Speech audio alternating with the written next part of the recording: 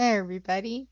I just wanted to do a quick intro here. I know I'm behind on the games that I was supposed to be doing for Twitchtober, but over the weekend I'm gonna try to get all that caught up so that we're actually back on schedule next week. Um, I've been editing my avatar a little bit also, in case you can't tell. Got new hair, new shirt, new glasses, making her look a little bit more like me. Um, and yeah, that's about it. We're gonna get into it here shortly, so give me just a couple more minutes and I'll start on this session of Beacon Pines.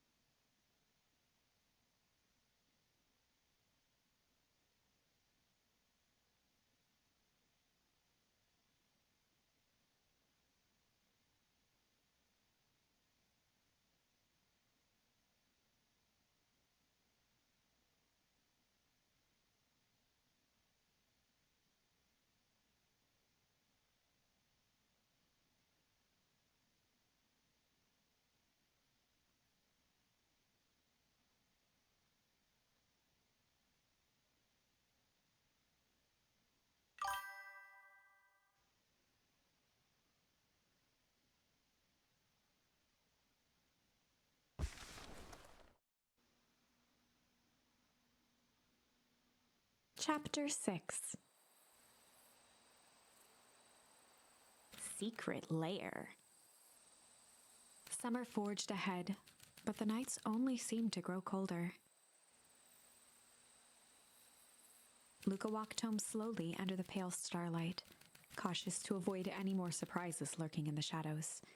Reaching home, he slipped quietly into bed, half dreading what they might discover the next day.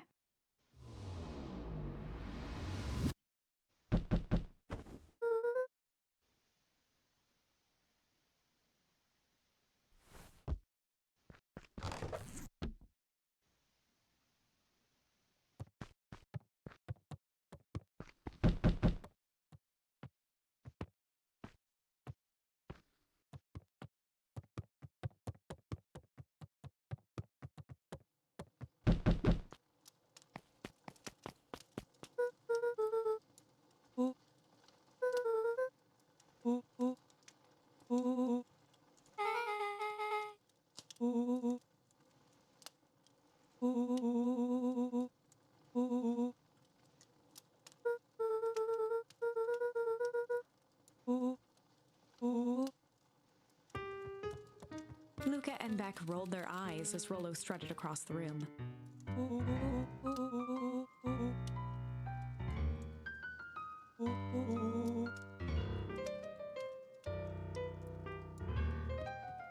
Rollo flung open the cabinet with confidence. He coughed as a veil of dust hit his face.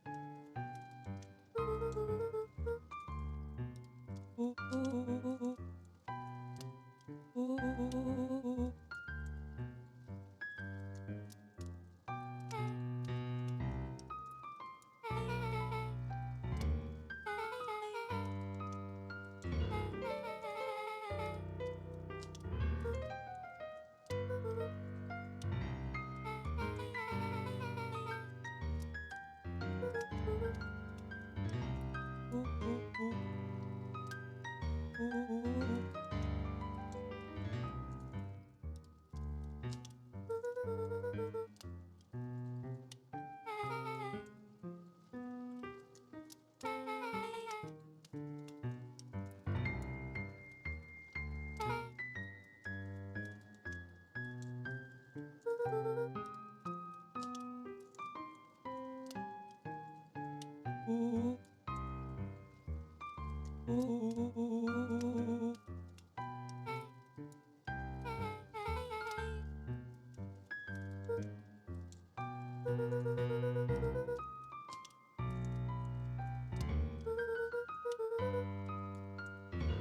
look of realization crept onto Luca's face. All three kids snapped to glance at each other, then sprinted in turn toward the kitchen.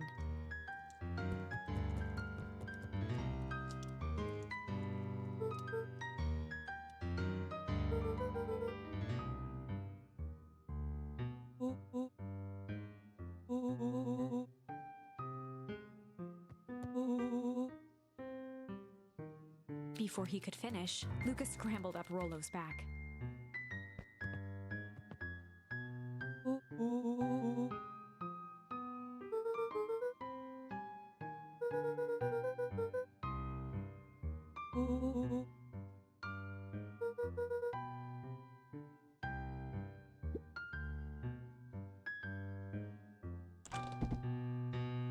The three crowded around the hutch to peer in. With the glass doors opened, a perfect porcelain display gleamed in front of them. Their eyes searched for anything amiss.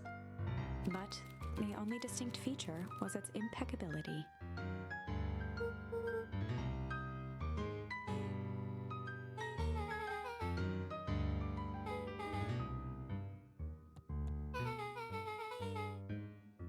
As Beck pulled on one of the teacups, it slanted forward with a hollow click.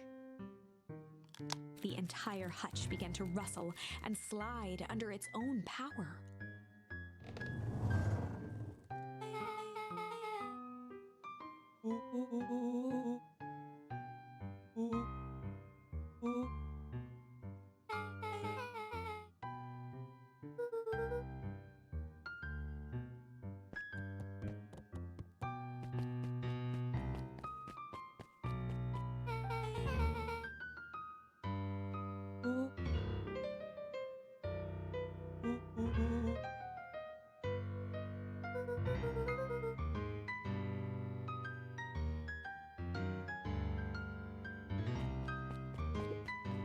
Luca jostled each cabinet drawer in turn.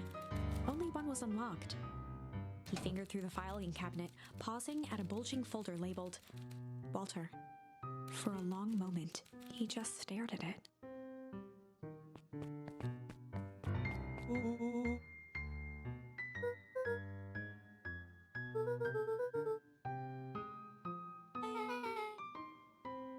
Luca nodded and caressed the label with his thumb.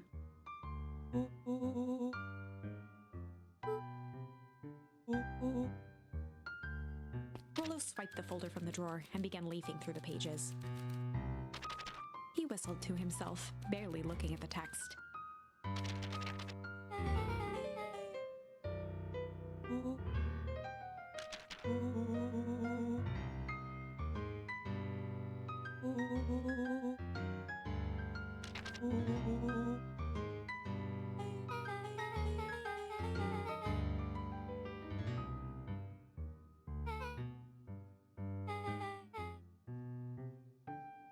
He stopped at a page and mimed, holding up a monocle.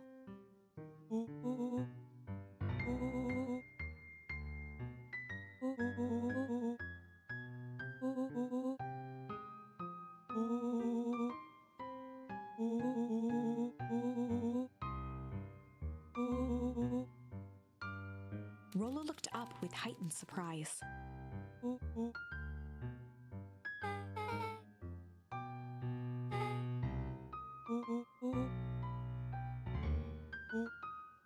Rollo's finger traced across the page.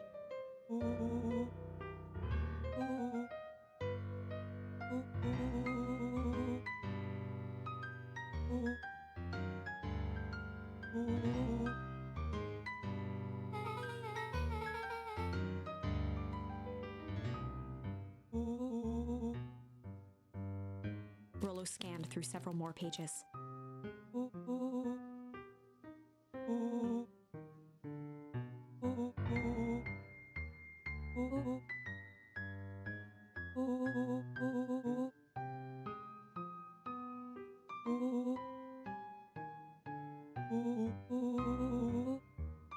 Luca, staring blankly at the cabinet this whole time, spoke softly.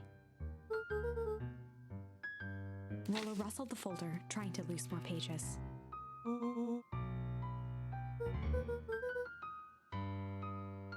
Luca frantically shoved the remaining cabinet folders, trying to find another labeled Walter.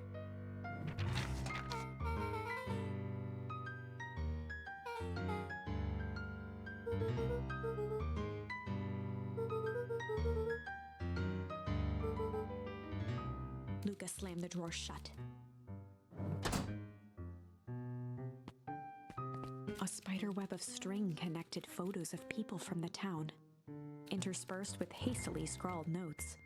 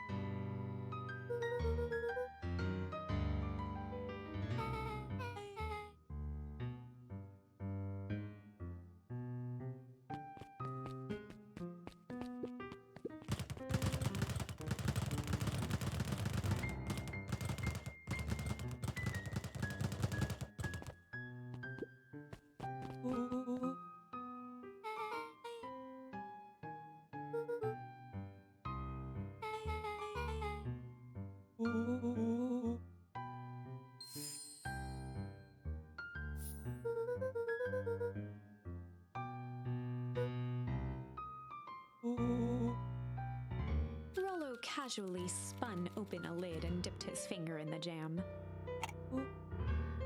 He smacked his lips.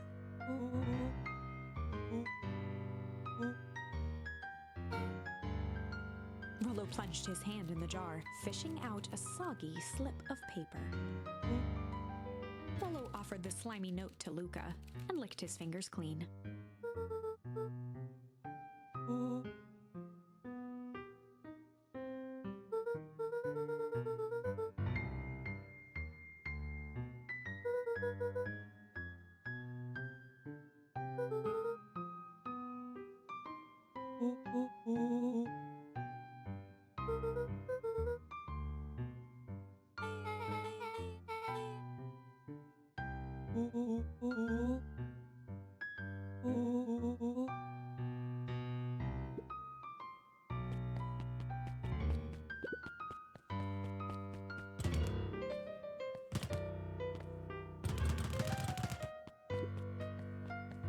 They crowded around a worn-down old map of Beacon Pines.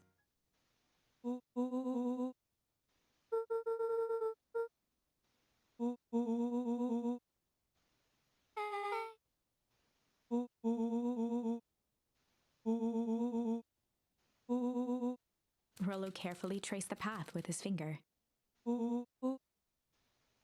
He jabbed down at the end point.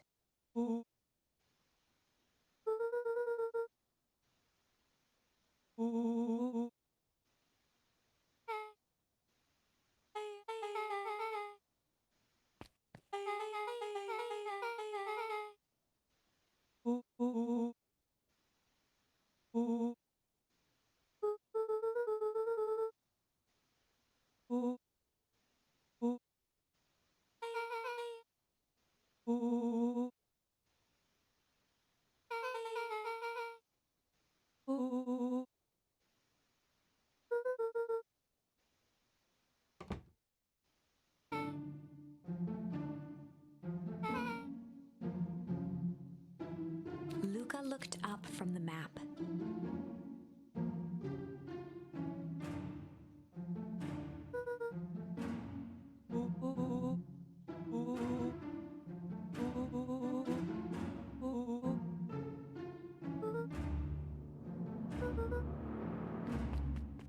Beck flicked off the light, and they became statues in the dark. Overhead, creaking floorboards bent under slow, deliberate steps. The kids looked up, the tilt of their necks following each footfall.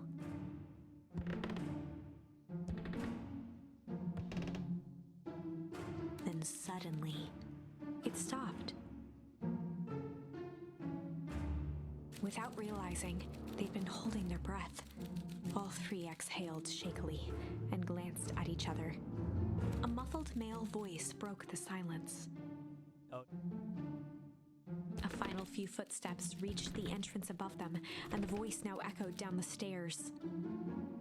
The three kids shuffled to the corners without a peep. As he began to descend the stairs, the man's voice punctuated every new step. Thump.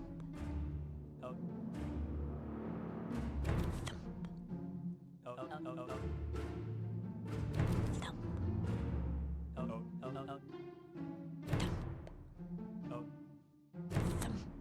At the bottom step, the man paused, squinting to search the room for signs of life.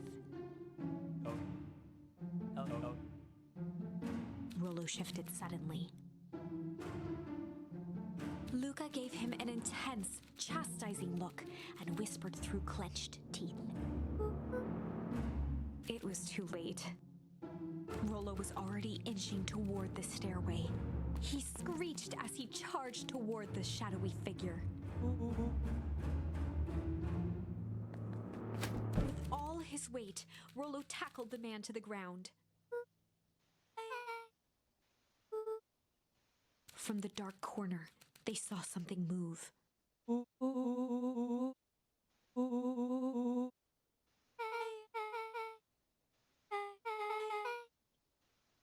Luca scrambled to the hunched figure on the ground. Pressing his fingers to the man's neck, he sighed with relief.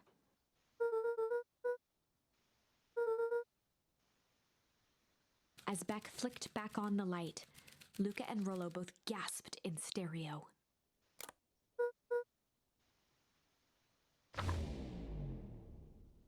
Chapter 7. The Interrogation of Hiram Tolliver. Still unconscious, Mr. Tolliver slumped heavily in a shoddy old chair. His hands were bound with rope, his feet tied with some loose string. The kids huddled in a circle, discussing their plan. One thing was certain, they couldn't just let Mr. Tolliver go. They needed to know what he was doing in Luca's house. After some deliberation, it was decided.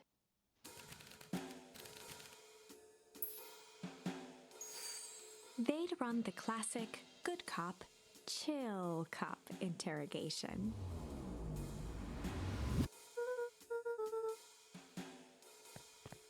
Luca walked calmly to the light switch, flicking it off and on a few times. Mr. Tolliver shook his head, gathering his wits. He looked over to find Luca, who returned a calming grin.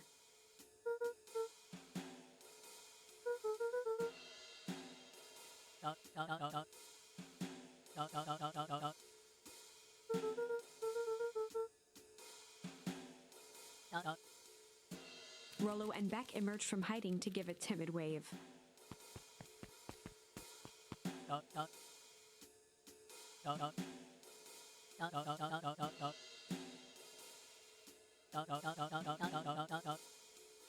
Luca glanced over to Rollo and Beck, who replied with skeptical looks.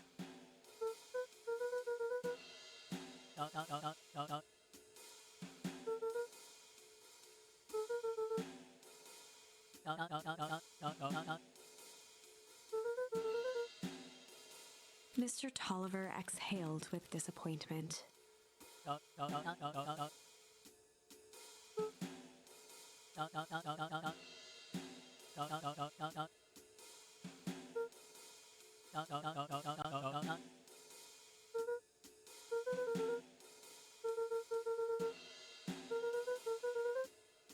Luca gestured to the corner.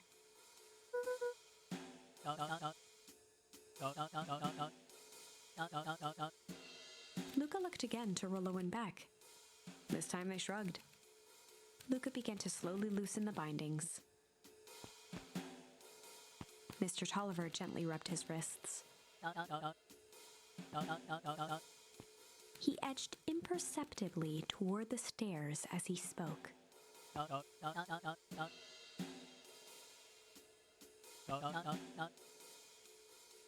Before the kids had even noticed his movement, Mr. Tolliver was at the light switch.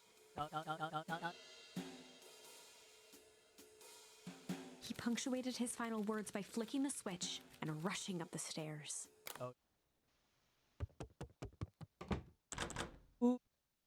Beck darted to the wall and turned back on the lights. It was too late. Rollo confirmed what they all heard. Mr. Tolliver's muffled voice came from behind the door.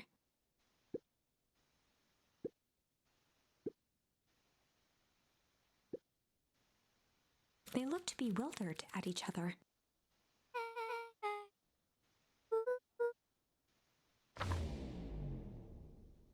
They heard the staccato thump of quick steps exiting the house. The kids looked down in resignation. This isn't how it goes in Hank Atomic. For some reason, they'd always assumed it was up to them to save their town. Luca opened his mouth, hoping to conjure some magical words to make this right. Only a hollow croak escaped. The end. Well, we certainly aren't going to find a grand resolution to our tale locked in a basement. Back to the drawing board.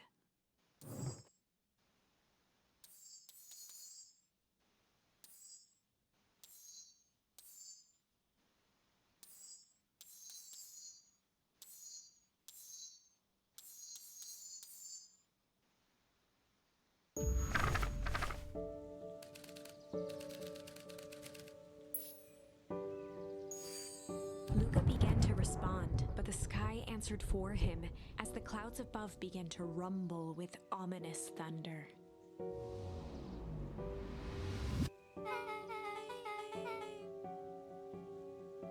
Luca surveyed the roiling clouds.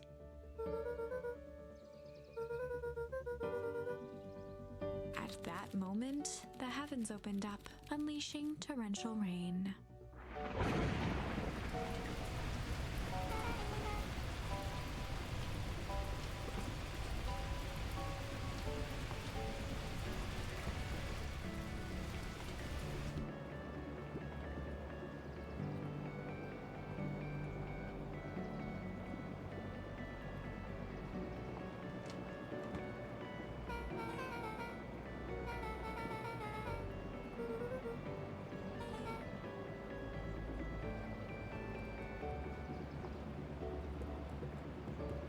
Luca squinted into the eye hole of the microscope. Luca adjusted the slide with his fingers to get a better look.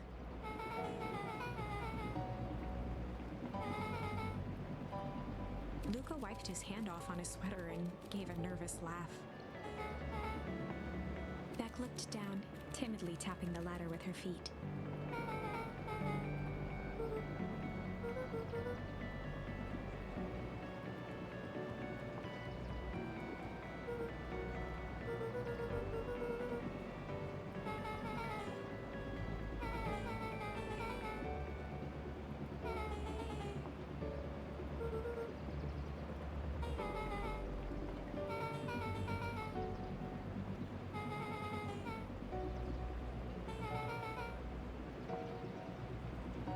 Luca flicked at one of the toggles.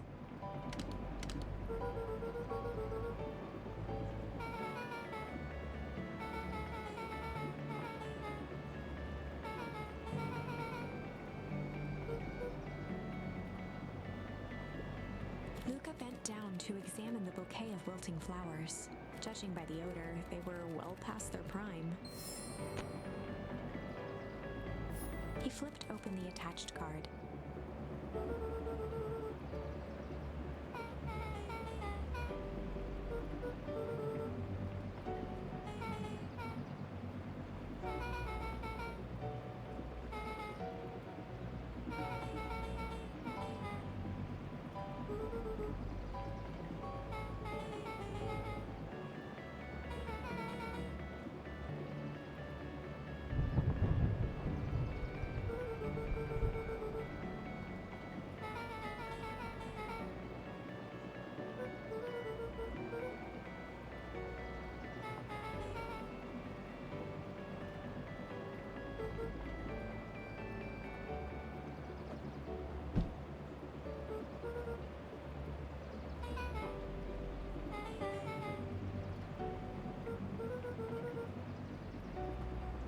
Beck took a moment to watch the rivulets of water running down the window.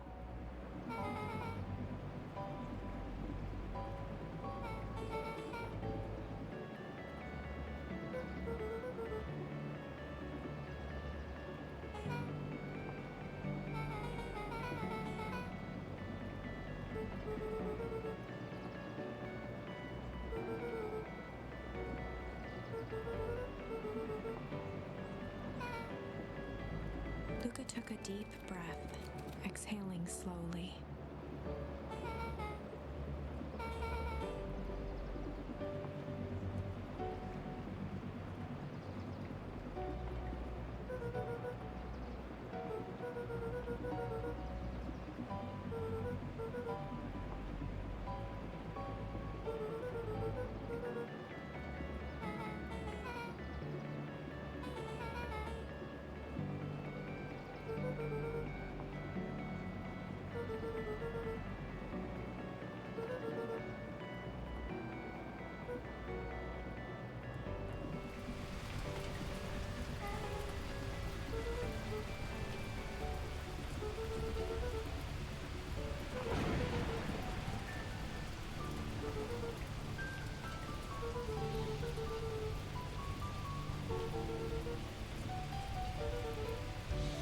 Luca let out a feral scream that echoed into the night.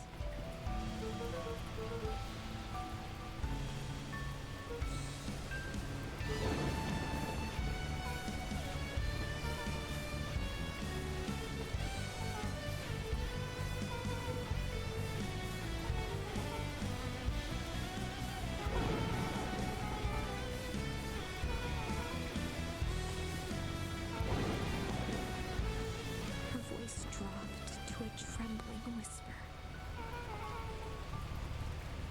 Beck brushed off her shirt and straightened up.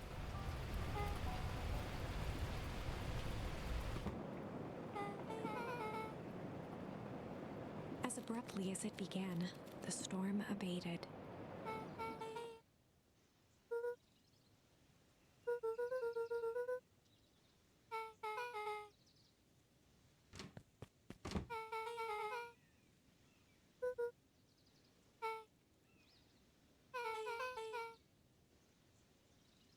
Beck gave Luca a light thump on the arm before heading in.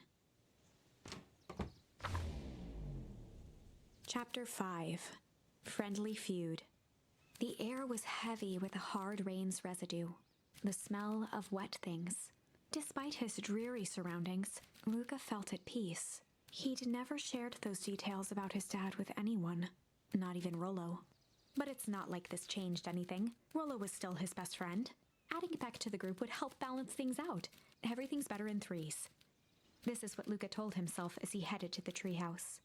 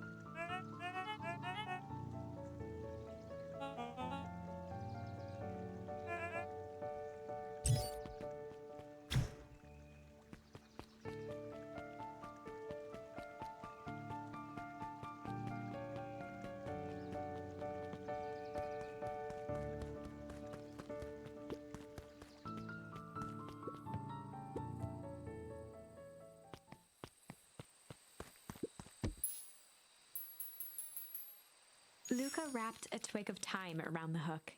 Some fish have refined taste.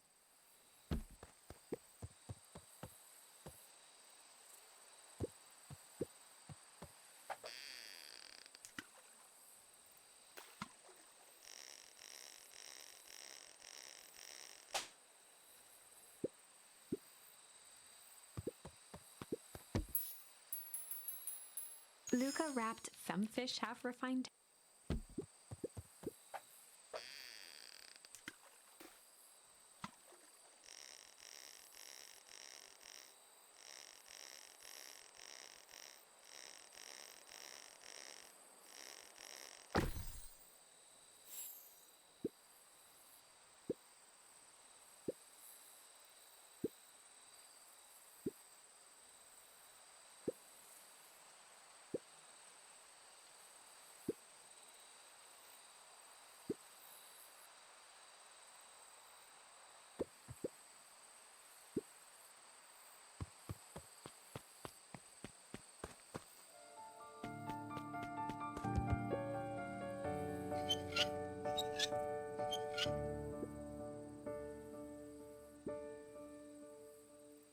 Luca had only ever heard him speak in this stiff yet gentle tone a few times, and it always meant one thing.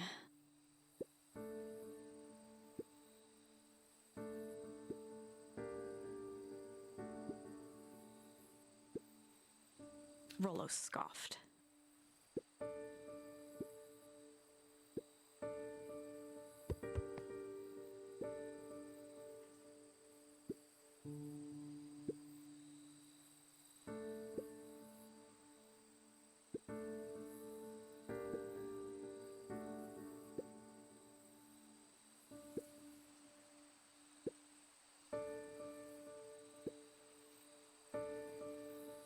Luca stumbled on his words, knowing he'd said too much.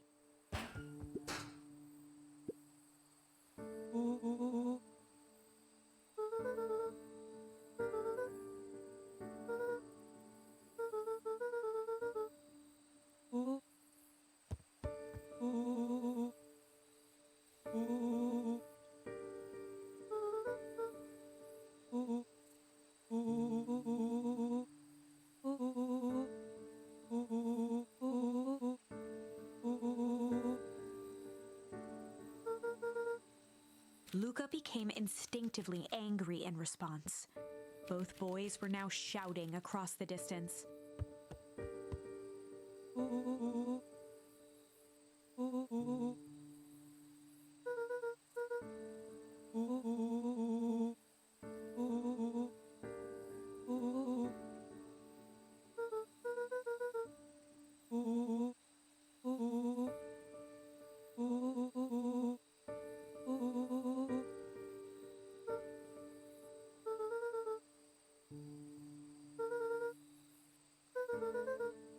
Rollo's tone changed to a calm, yet more intense anger.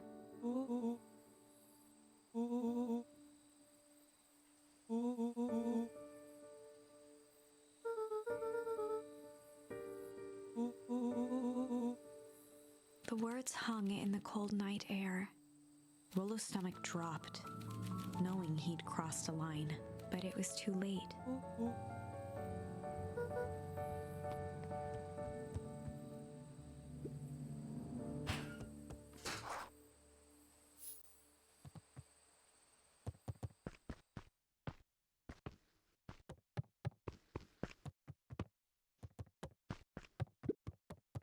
Luca dug through his old stuff, not even sure what he was looking for.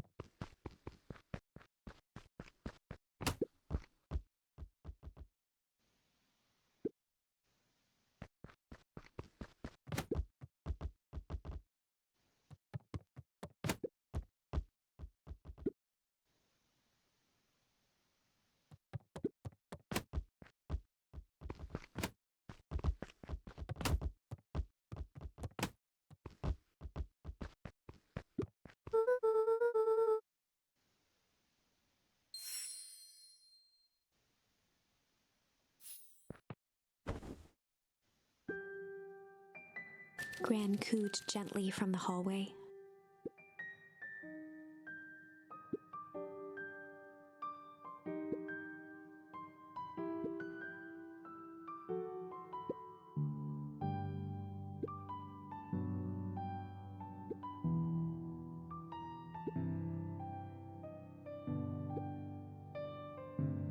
Luca just wanted to be alone.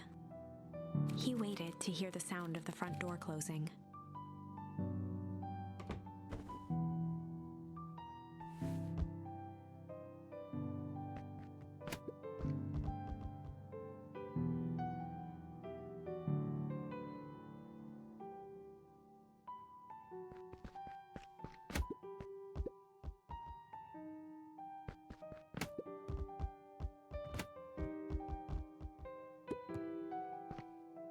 Luca dozed off again.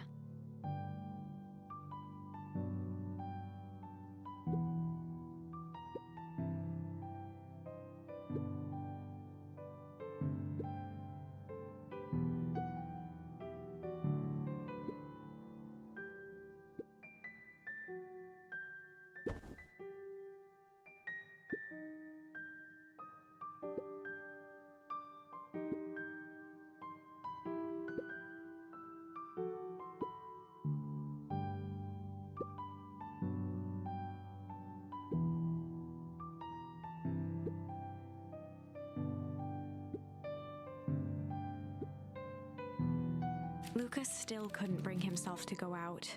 Besides, if he ran into Rollo, he'd have to actually confront the situation.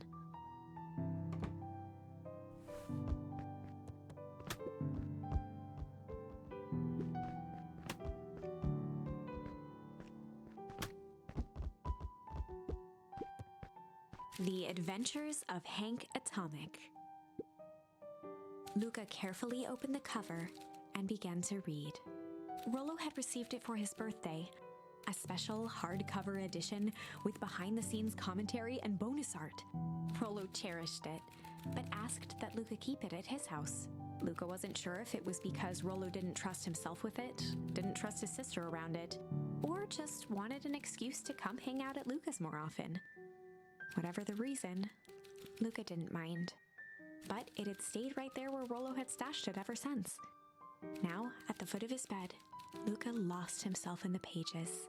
He'd read it all before, but at this moment, it somehow felt sentimental. He was well into issue number 5 when he heard soft footsteps from the hallway.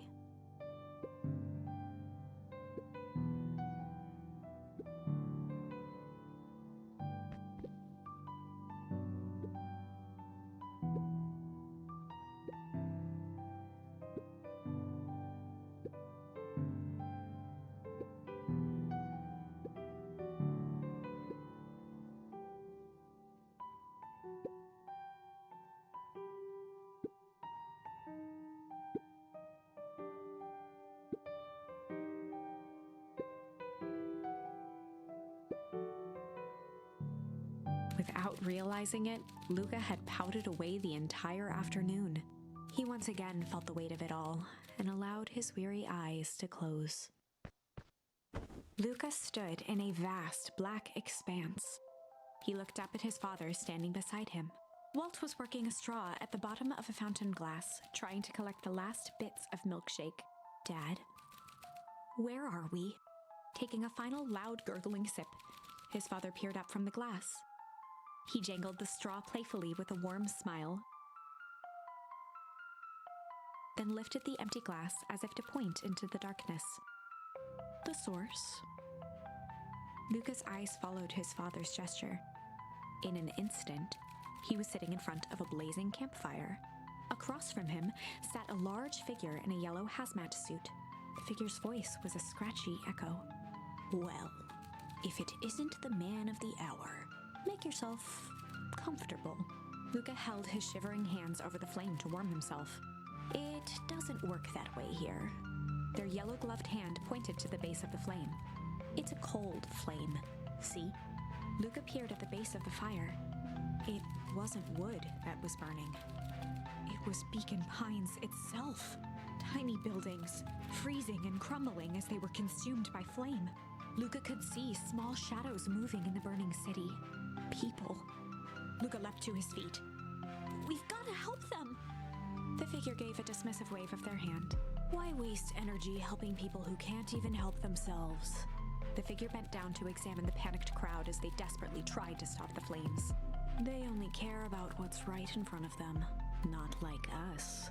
Luca's voice was a trembling whisper. Us? The figure slowly stood up, grabbing its helmet with both hands. With a jolt and a twist, the suit emitted a gasp. A cloud of torpid mist escaped, slowly revealing the face within. Luca's own face looked back at him. Older, worn, distant. The sensation was oddly familiar, as if he'd caught his own reflection by surprise in the mirror. The doppelganger smiled. I tried to help once. He gestured towards his face, and all it got me was this. Luca staggered back.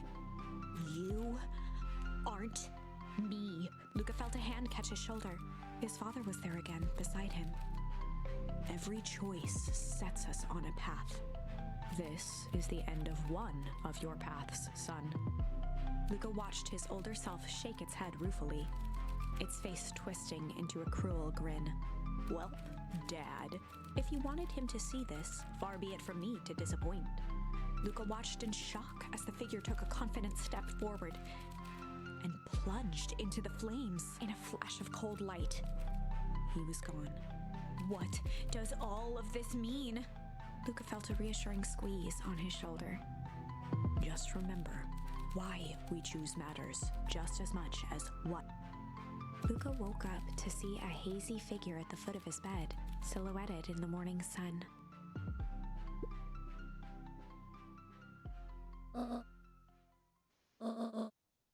Luca rubbed his eyes. The kind, concerned face of his gran came into focus.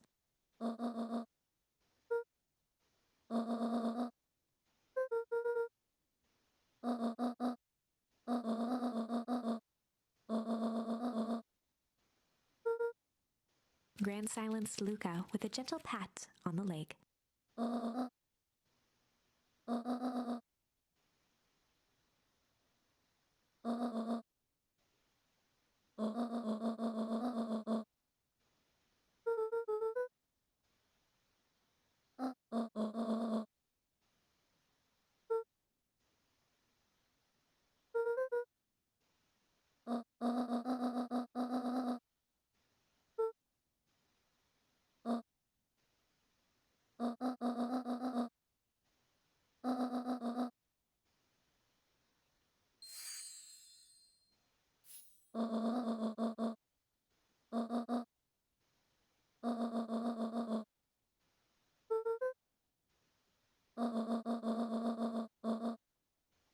Luca gave a reluctant nod.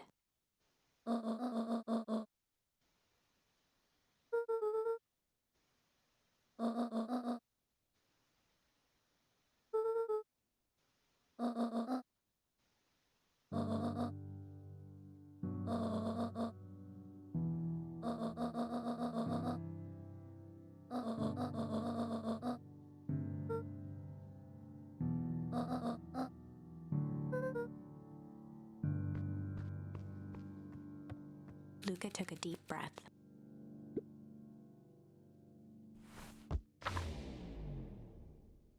Chapter 6. Through Thick and Thin. Despite Luca's bitterness, Gran was right. He needed to hash things out with Rollo. A big fight changes the nature of a friendship. Whether, in the end, it is for the better or for the worse, all comes down to understanding. If one is not careful, the same familiarity that builds the strongest of bonds can become the wrecking ball that shatters them. Luca emerged from seclusion, taking in the crisp festival air.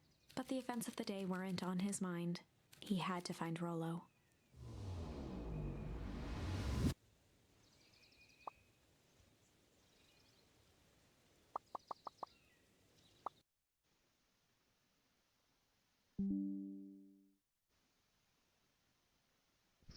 And with that, we're going to go ahead and call it on Vegan Pines. Got a little too real there for me at the end. But unfortunately, real life don't be working that way. Anyways, I will be back with something else in just a little bit, and we will get back to Beacon Pines again on Monday. Thank you guys for watching and hanging out. Be back soon.